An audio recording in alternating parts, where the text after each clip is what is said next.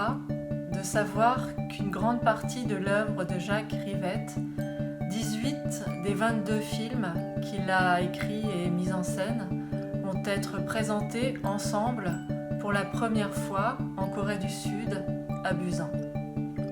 La chose la plus importante pour ces films a été de pouvoir restituer la lumière créée par le cinéaste et son chef opérateur ou sa chef opératrice.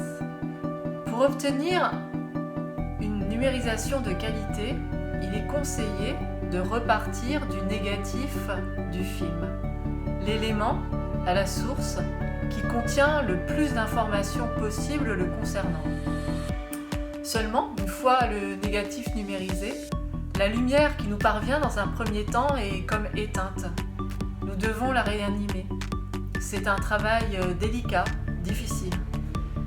Dans ces circonstances, l'idéal est que le cinéaste et le chef opérateur puissent refaire eux-mêmes les travaux. En ce qui nous concerne, à l'exception de La Bande des Quatre, pour lequel Caroline Champetier a pu reprendre le travail qu'elle avait fait quelques années plus tôt, cela n'a pas été possible.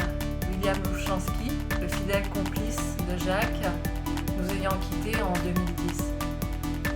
Et par chance, c'est Irina, la fille de Willy, qui a été son assistante pendant de nombreuses années, qui est aujourd'hui chef opératrice et qui a pu suivre l'intégralité des travaux. Mon meilleur souvenir de restauration est d'avoir eu la chance d'assister au travail d'étalonnage de Caroline Champetier lors de la numérisation de la Bande des Quatre, dont elle avait été la chef opératrice, et je l'ai vue sublimer une image, un plan que je trouvais déjà parfait, et c'est indescriptible et c'est inoubliable.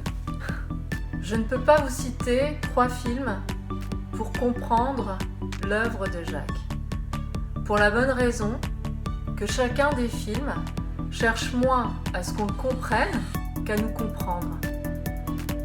Les 22 films ne constituent pas un système fermé qu'il faudrait essayer de décrypter.